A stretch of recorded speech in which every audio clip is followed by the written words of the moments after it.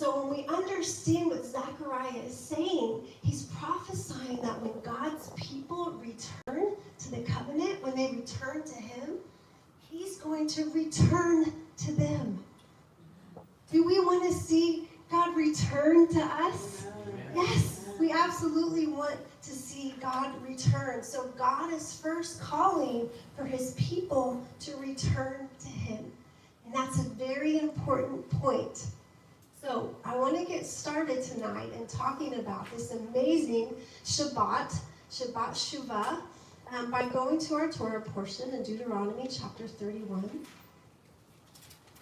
I'm going to turn there. And I'm going to be kind of flipping all over the Bible tonight. So if you have your Bibles, try to keep up. I'll have to flip, so I'll give you some time to find the passages, but we're going to go through a lot. But again, just give you a little bit of context, and Tony gave a little bit here for the this last chapter, last couple chapters in Deuteronomy. But like he said, Moses is about to die. Okay? God is going to be commissioning Joshua to lead the people into the promised land. Now remember, this is the generation, the second generation, so the children have grown up, and now they're poised, ready to go in and take possession of the land. And Moses has some instructions regarding reading the Torah aloud. If you look in the first part of the chapter, verses 9 through 13, Moses is going to give some instructions, which is very interesting because he's going to talk specifically about what to do at the end of every 7 years during the festival of Sukkot in the year of the Shemitah. Okay, so we're just, here we are, just finishing that.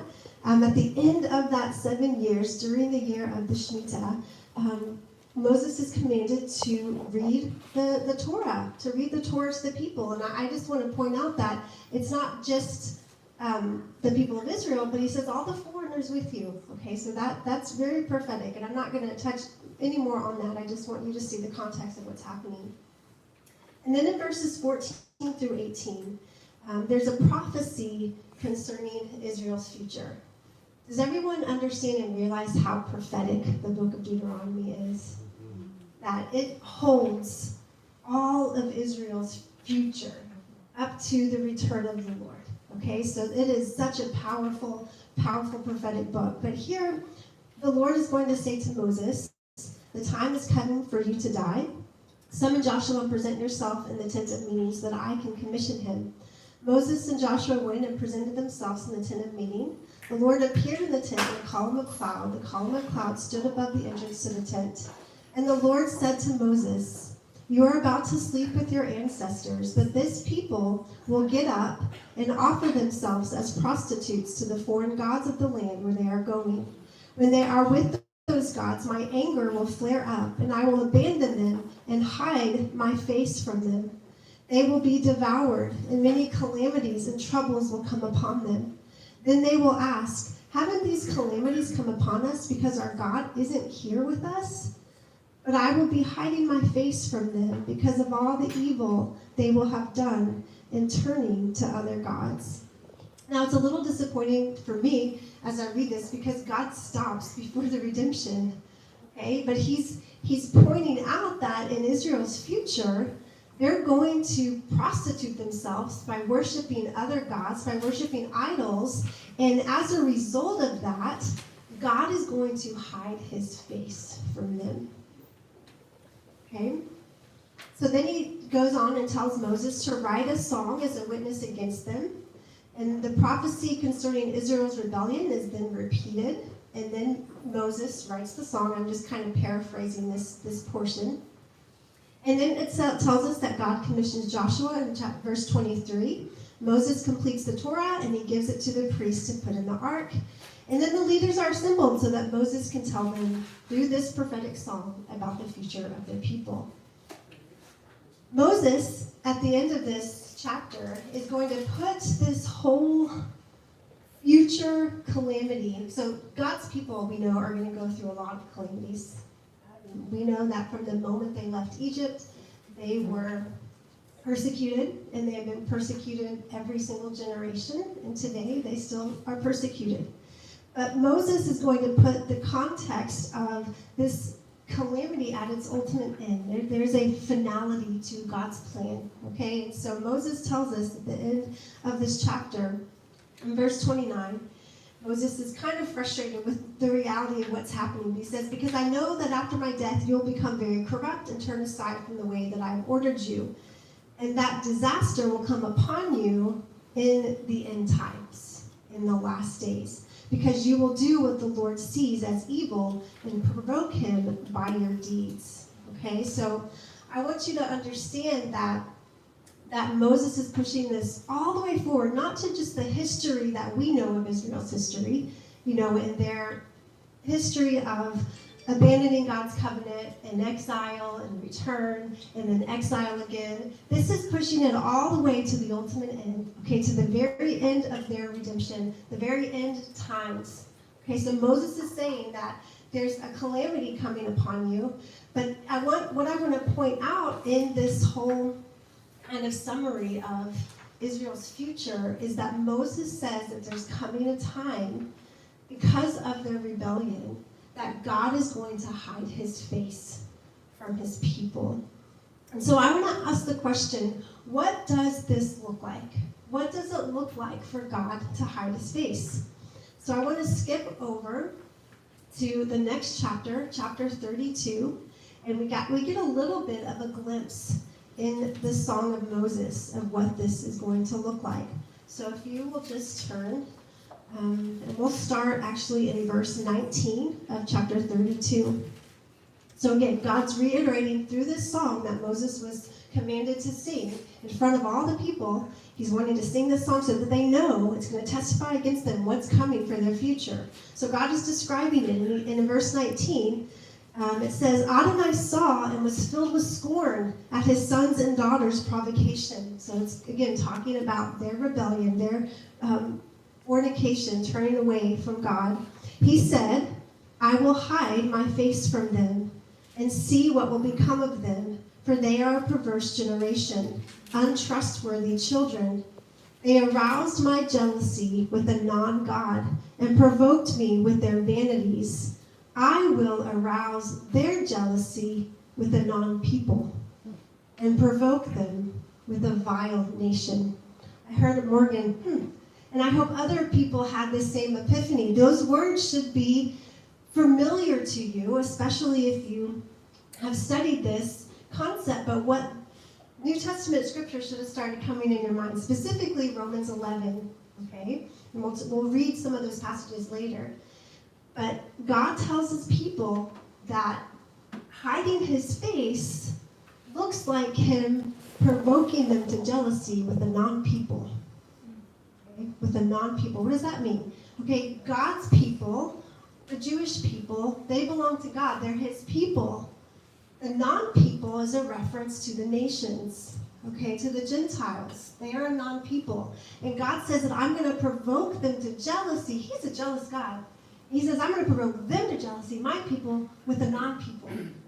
So what it implies is that God is going to pursue a non-people. He's going to pursue the nations. And what that is going to do is actually going to provoke his own people to jealousy. Okay? And so this is what it looks like for God to hide his face.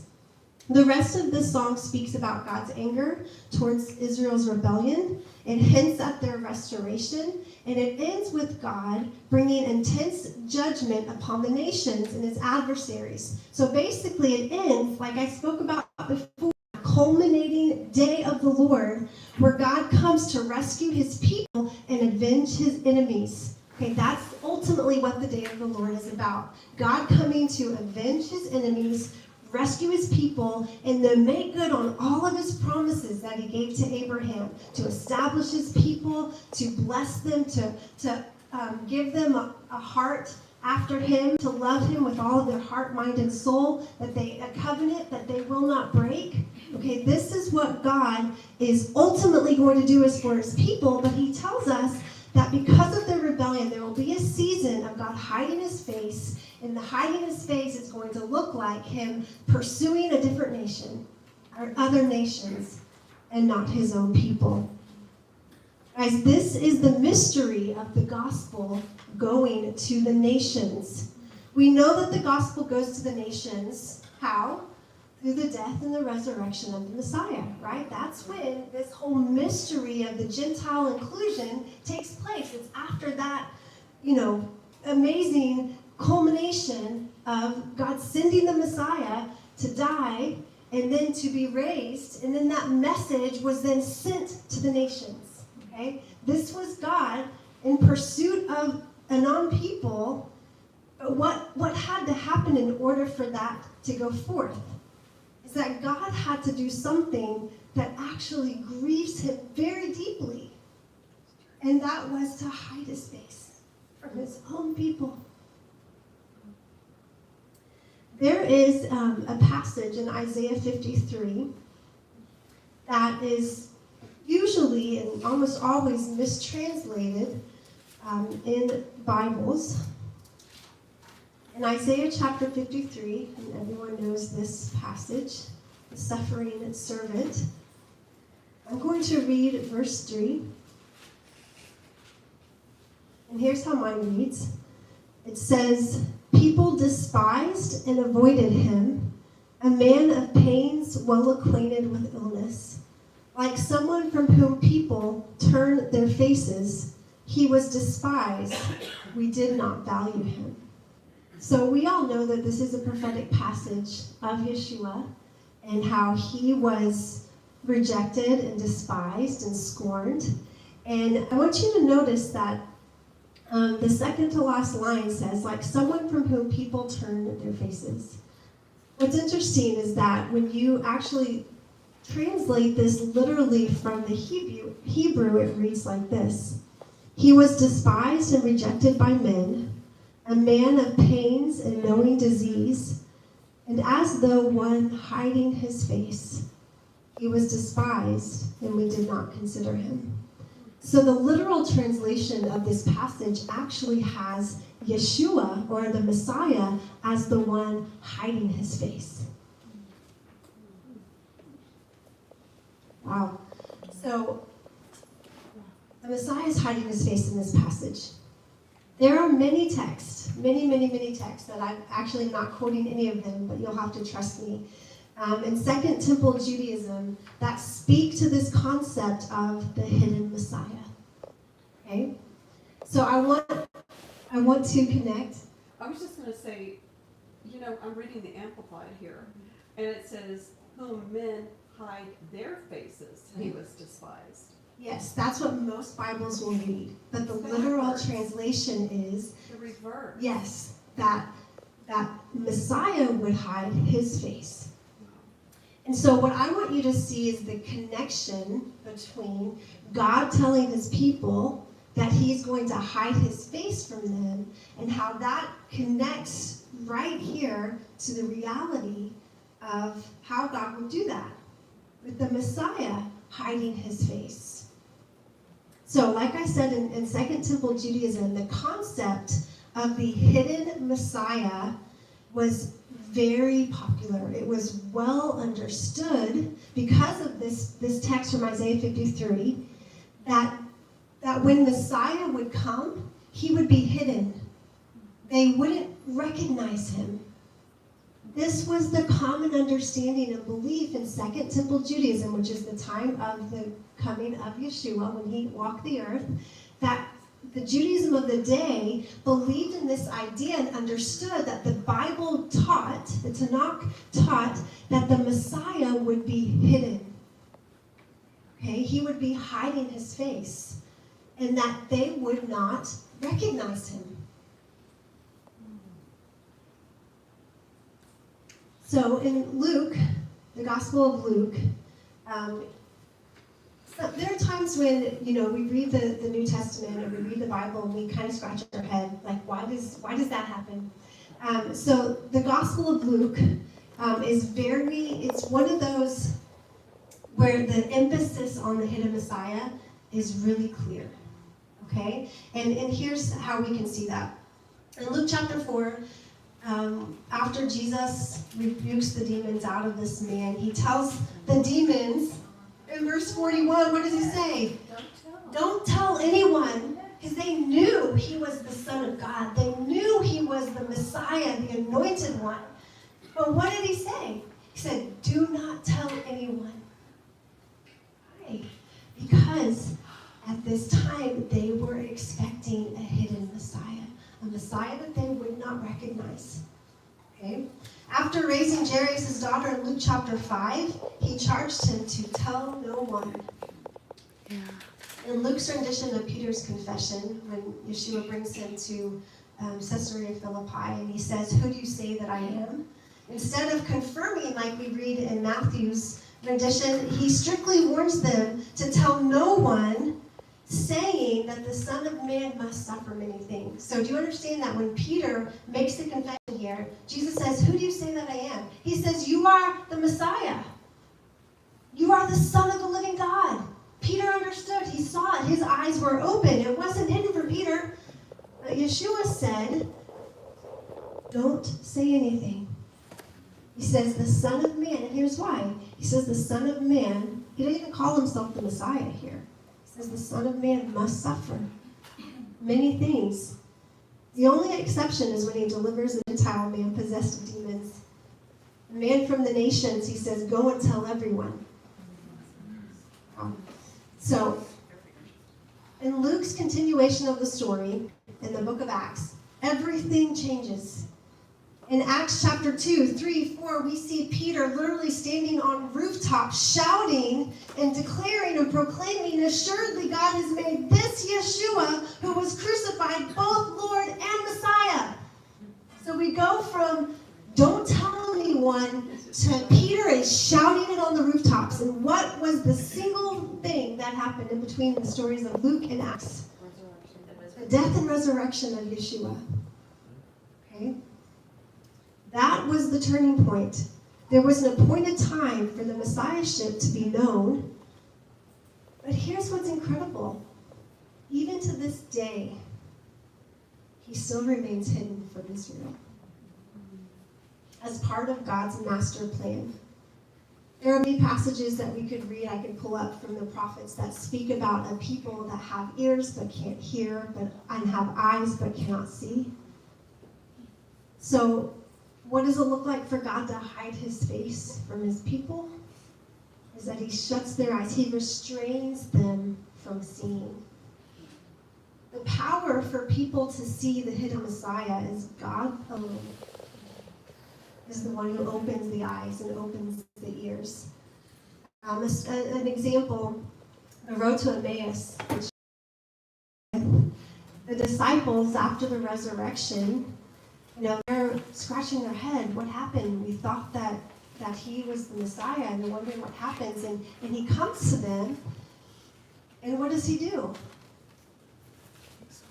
He explains. He opens their eyes, and then he explains the Tanakh so that they recognize him in the whole entirety of the Tanakh, and then he tells them he's the Messiah. So he's not hidden any longer.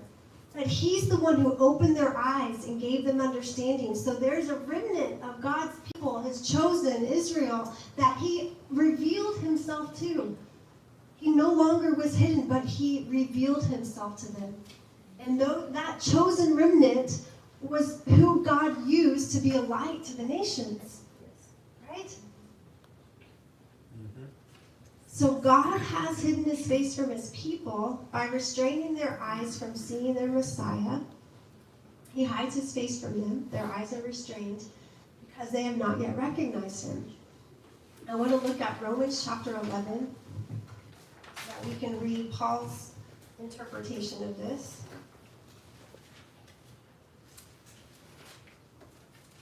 If you haven't spent any time reading Romans 9, 10, 11, that's your homework assignment.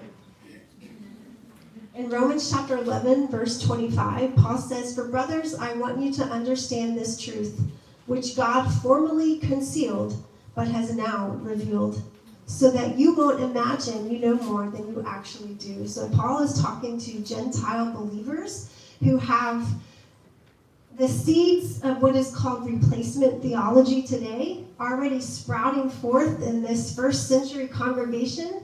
They are already growing arrogant in thinking that they have somehow replaced the election of God's people. And so Paul tells them, I want you to understand this truth, formerly concealed but has now been revealed, so that you won't imagine you know more than you actually do. So he is putting them in their place. He said, it is that stoniness, to a degree, has come upon Israel until the Gentile world enters in its fullness. The correct response of the Roman church should be one of fear and trembling and immense gratitude. Yes. Immense gratitude. That's right. This is what God was saying whenever he told his people back in that Song of Moses that he was going to hide their face by pursuing a non-people. He was going to pursue, like he did his own people, a non-people, to provoke them to jealousy. Paul knows the purpose as he proclaims in verse 13. He says, however, to those of you who are Gentiles, I say this, since I myself am an emissary sent to the Gentiles, I make known the importance of my work in the hope that somehow I may provoke some of my own people to jealousy and save some of them. Paul understands the purpose of God's pursuit in the nations is for the purpose of bringing his own people back to him. That is the only reason that God pursued the nations, was to provoke his own people to jealousy so that they might return to him. So as a Gentile living in the nations, I am so deeply grateful that God, and how much agony and pain that cost him, would choose to hide his face from his own people so that we might come to know him and be grafted into this covenant with his people, this everlasting covenant. We who were not a people are a people. We who were far off have been brought near. Amen. That is something to celebrate, and we should be so grateful. Amen. For God doing this for us, and know that we are indebted to the Jewish people. If we could just understand how painful this has been for God. I'm going to speak to the mamas for a minute. Those of you who have multiple kids, can you imagine hiding your face from your oldest child? Where they felt rejected, forgotten, that God must not love me?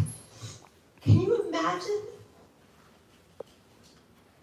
So that your second-born child would come close.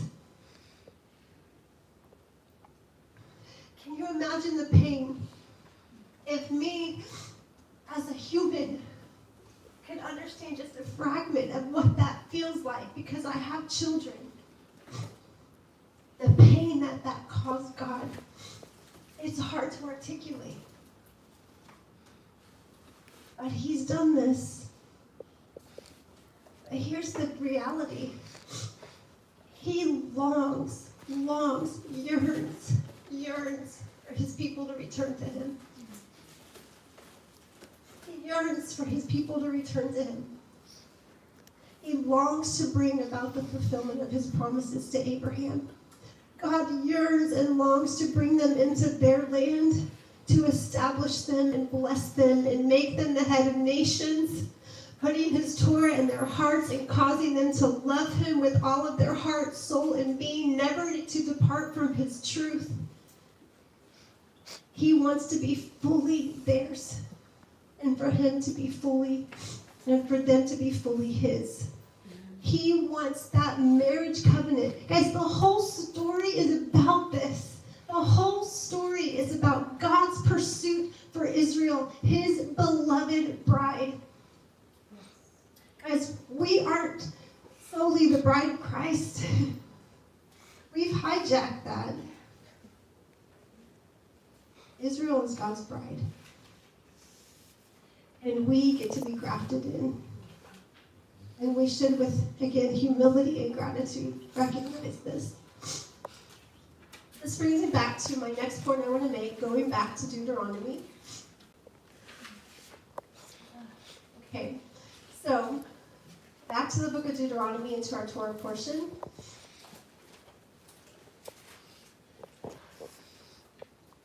Chapter 31.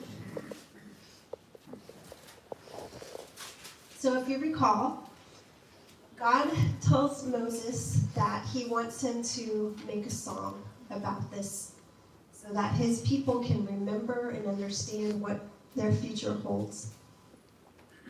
We're familiar with the idea of songs, the Song of Moses, and most of us are familiar with the Song of the Lamb. You guys know in Revelation chapter 15, there's another beautiful Song of the Lamb. Do you guys ever connect the Song of Solomon or the Song of Songs to the idea of songs? Maybe not. But here's what's a really amazing thing that I learned actually just today. That Jewish tradition teaches that there are 10 songs of redemption that God ordained from creation. The first song was sung by Adam after God forgave him and Eve of their sin. Isn't that beautiful?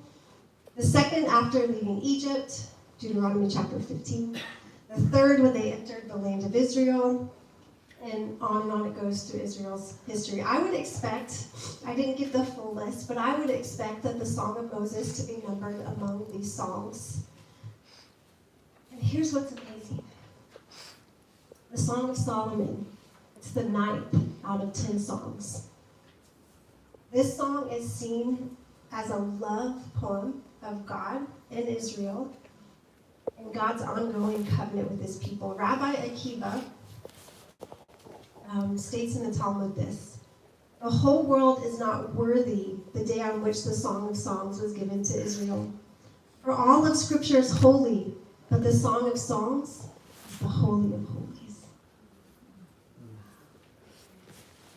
Now, if we could read the Song of Songs, understanding the context and understanding the meta-narrative of God's story, of God's passionate pursuit of his beloved bride Israel. And instead of saying that this song is about us or this song is about, romantic love, kind of casualizing this, and understand that to the Jewish people, especially in the Second Temple period, this was sacred. This was a song about Israel's redemption. This was a song that was so holy that it was considered the Holy of Holies. This beautiful, passionate song.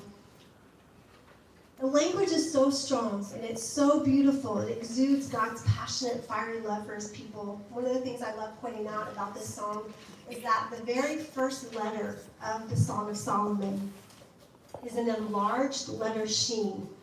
Okay, and the Torah, you have to understand how meticulous the Torah scribes were to copy the letters and the words of Torah.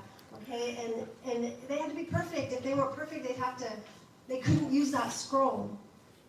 And so there are some times in the text where you have an enlarged letter or a diminished letter. And there's purpose in every single stroke of the Torah.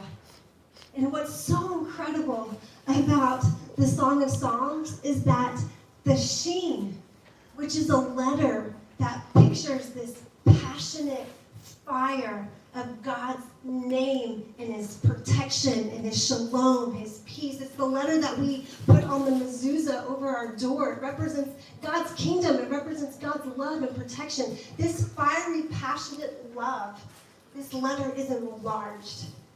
It's really big because the writers of the Torah want us to see that this is about God's passionate love for his people. It is a passion and it's a yearning. It's like the consuming fire of God's love. I'm going to read just a little bit of the Song of Songs. I'm going to read the last chapter. Last chapter is chapter 8, so you got to turn there. I'm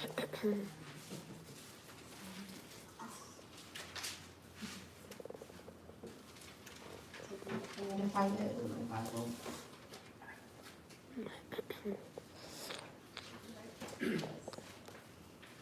All right, Song of Solomon, chapter 8. Now, I'm going to read it in my translation from the Hebrew into English. I'm going to read it in a second here. But then after I read that, I'm going to read a translation that actually comes from the Targums. The Targums are a translation of the Hebrew text into Aramaic. Okay, and the scribes who translated the Hebrew text of the Tanakh, and not everything is translated, there's not Targums of everything, but almost, they would translate in order for the contemporary readers of the passage to understand how it's been interpreted and understood by the Jewish people up into that time. So they will add, kind of like a commentary, but just they will add things to it in order to bring out the fullness of what it's trying to convey. Okay, and so here's what's really amazing when we read the Song of Solomon in the interpretation of the Targums, is that the picture, it's not elusive anymore. It's very direct in what it tells us about God and his people Israel, and how this song is so much about the story of God's pursuit and ultimately the final redemption and God fulfilling his promise to his people. Okay, and I'm looking at chapter 8, and remember again, this is the 9th out of the 10th song that the Jewish people believe are songs of their redemption. In chapter 8 it says, I wish you were my brother who nursed at my mother's breast. Then if I met you outdoors, I could kiss you, and no one will look down on me. I would lead you and bring you to my mother's house, and she would instruct me. I would give you spiced wine to drink, fresh juice from the pomegranates. His left arm would be under my head, and his right arm around me. I warn you, daughters of Jerusalem, not to awaken or stir up love until it wants to arise. Who is this coming up from the desert, leaning on her darling? I awakened you under, this is he speaking now, I awakened you under the apple tree. It was there that your mother conceived you. There she who bore you conceived you. And then she replies, set me like a seal on your heart, like a seal on your arm. For love is as strong as death, passion as cruel as Sheol. Its flashes are flashes of fire, as fierce as the flame of Yah.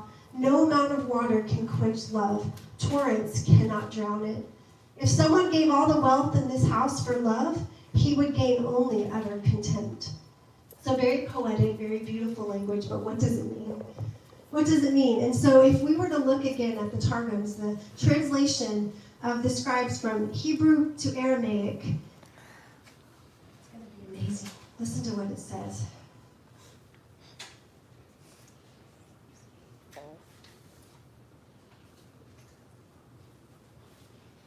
Verse 1. At that time, when King Messiah is revealed to the congregation of Israel, they will say to him, whoa. Yeah, and here's what it starts with. I wish you were my brother. I wish you were my brother. At that time, when King Messiah is revealed to the congregation of Israel, that which was hidden is revealed. They will say to him, come, be as a brother to us. And let us go up to Jerusalem, and let us sup with the judgments of the law, just as a baby at his mother's breast. They're drinking of God's Torah. All the time that I was taken away outside my land, as long as I was mindful of the name of the great God and gave up my life for his divinity, even the nations of the earth would not scorn me. Verse 2, which says, I would lead you and bring you to my mother's house, and she would instruct me. I would give you spiced wine to drink, fresh juice from my pomegranates. It says, I will lead you, O king, and bring you up to my temple, and you will teach me to fear before Yahovah, before Yahweh, and to walk in his ways. And there we will partake of the feast. And will drink old wine preserved in its grapes since the day the world was created, and from the pomegranates and fruits prepared for the righteous in the Garden of Eden.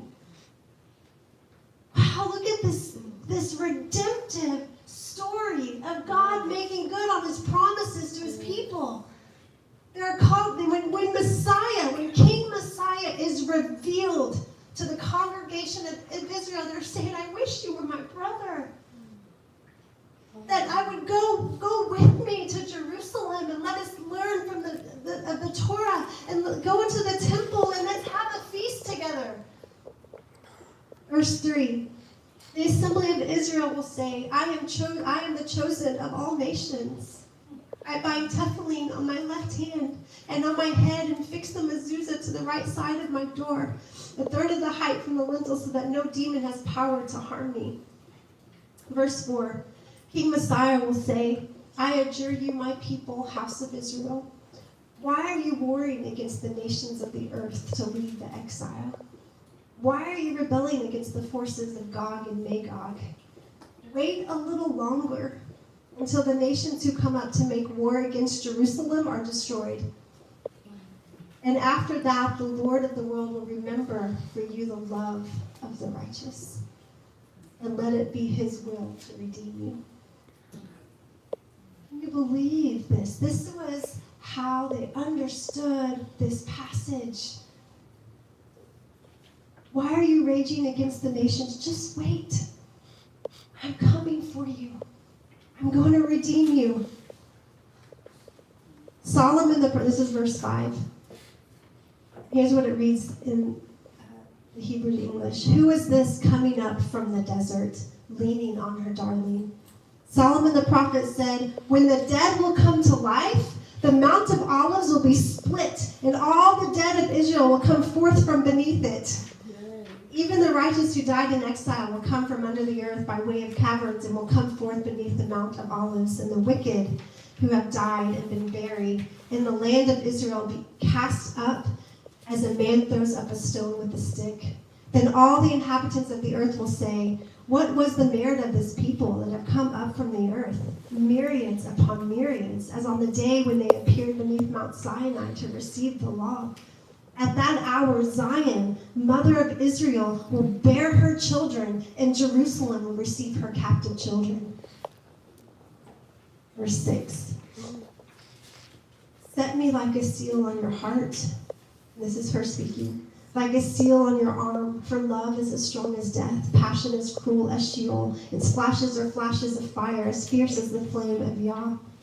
The children of Israel on that day will say to their Lord, we beseech you, set us as the seal of a ring on your heart, as the seal of a ring on your arm, so that we may never again be exiled. For the love of your divinity is as strong as death, and the jealousy which the nations heart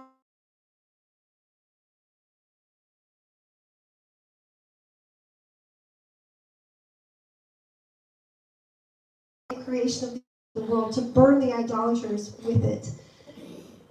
You see the people of Israel crying out to God and saying, I beseech you. Guys, they're returning. They're returning to their God, and they're crying out, I beseech you, would you set a seal of a ring on your heart, a seal of a ring on your arm, that we may never again be exiled, never again turn your face from us, never again hide yourself from us. Let us be bound to you. They're returning to their God. But notice that the nations are being judged. That God has prepared a fiery place. That's what Gehenna, a fiery place to judge the nations. I would just tell you to go look at the book of Joel that talks about God bringing all the nations into the valley of decision. Guys, right here where this actual valley is spoken about. It's in Israel. It's like right next to the Kidron Valley. It's there that God's bringing the nations, and he's saying, I'm going to enter into judgment against the nations for how they treated my people and for dividing my land. Verse 7, no amount of water can quench love. Torrents cannot drown it. It says, the Lord of the world says to his people, the house of Israel, even if all the nations, like the waters of the great sea, were to gather themselves, they could not quench my love for you. And even if all the kings of the earth were to join together like the waters of a river flowing with a strong current, they could not sweep you from the world. Guys, this is Revelation chapter 12. Read it. Read it. If a man gave all the wealth of his house to buy wisdom in the exile, I would restore to him double in the world to come. And all the spoil taken from the camp of Gog, which is the Antichrist, would be his. So God is talking about restoring his people. He said in the book of Revelation, it says that the enemy goes after Israel like a flood. This is the language. John's writing with this understanding in mind. What John's writing isn't something new. He's writing understanding what Song of Solomon is really about. He's writing understanding. Paul actually quotes the Targums in the New Testament. So these ideas were understood in the time of Messiah, in the time of the New Testament, even though they weren't written down until later. This is the framework of all the prophecies in the New Testament. In all the New Testament, they have this understanding of God's continual, ongoing covenant with his people. Okay, it never changes. So this is the song, number 9 out of 10, that will be sung, or that is still being sung concerning God's people. And you can see how prophetic it is, how it points to the last days, the end times. The return of God's people. I'm going to reiterate a few things. The return of God's people is connected to the day of the Lord and the final redemption. Okay, the return of God's people, like we read it here in Song of Solomon, when they say, the words how it says, set me like a seal on your heart. They want to be bound to God. This is talking about their return, okay? And the return of God's people is connected to everything that we just read about, the coming of the Lord, the day of the Lord, the final redemption. So God desires his people to return to him. Why? Why does God desire so much? So that he can return to them. Right? That's the passage that we read in the very beginning. I'm going to tell a story that you guys all know. The end of a story, anyways. It's the story of Joseph.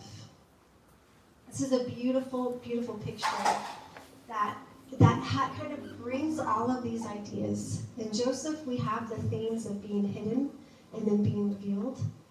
In Joseph, we have these themes of, Joseph being rejected by his brothers. You understand that Joseph in this story is a foreshadow. He pictures the Messiah, right? Joseph is a picture of the suffering servant, right? With his being rejected by his brothers, being cast into the pit, and his father thinking he was even dead. But then he's resurrected.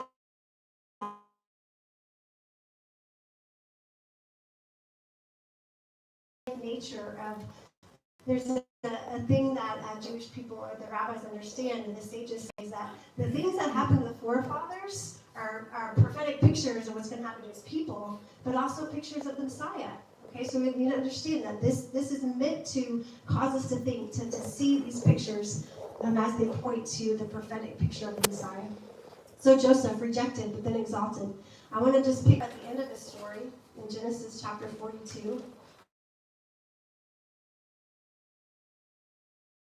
Canaan, and by the time we get to Genesis 42, his brothers had come to him. The brothers, from Canaan, are now coming to Egypt because they're hungry. They need food, and they heard that this man in Egypt, who they didn't know, it was their brother, but in Egypt, there was provision, right? Joseph knew, because God told him what he needed to do. He stored up food.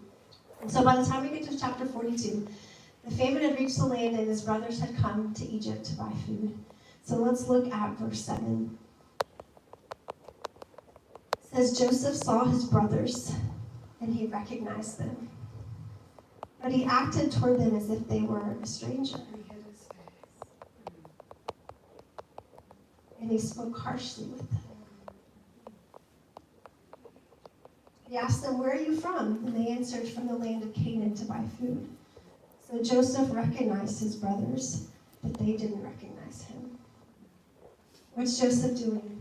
Diane heard it, or Diane said it. He's hiding his face. He's speaking harshly to them. What his brothers don't know, but what we know as readers when we continue reading the story, is that this is causing Joseph terrible agony.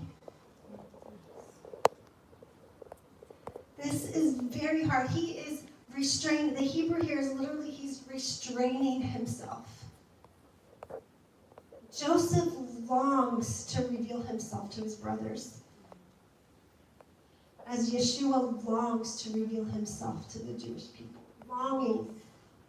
He's restraining himself. So this encounter is interesting. It leaves the brothers kind of bewildered. You know, he calls them, he speaks harshly to them. He accuses them of spying, and he insists that they return and bring their youngest brother back, Joseph. Okay? So he's treating them very harshly. And they're very confused by this. They don't understand what's going on. Why does he want to see our younger brother? Why is he asking about our dad? So they're kind of, they don't understand. But what I think is so significant here is that this encounter that they have with their brother Joseph actually causes them to recognize their sin. In verse 21, they said to each other, "We are in fact guilty concerning our brother." There's an awakening that's happening within them. They still don't understand it fully, but they understand that he was in distress and pleaded with us. We saw it and we wouldn't listen. They recognized their brother was pleading with them and they wouldn't listen. And they recognize that that's why this distress has come upon us now. They never forgot. They never forgot. Of course, it was eating up at them. But here we see that this encounter actually causes an awakening to begin inside of them, realizing that what they had done to their brother was wrong. So just kind of paraphrasing, skipping through, it says, after some time, okay, so they actually go back to Canaan. They go and talk to their father Jacob, and eventually they return, and this time they're going to bring the youngest brother with them. But it's after some time. And then it says that they return to Egypt. And in chapter 43, verse 15, it says, they prepared, they went down to Egypt, and they stood before Joseph. Actually, when you were saying that earlier about us standing before God, this is what that is a picture of. They went and they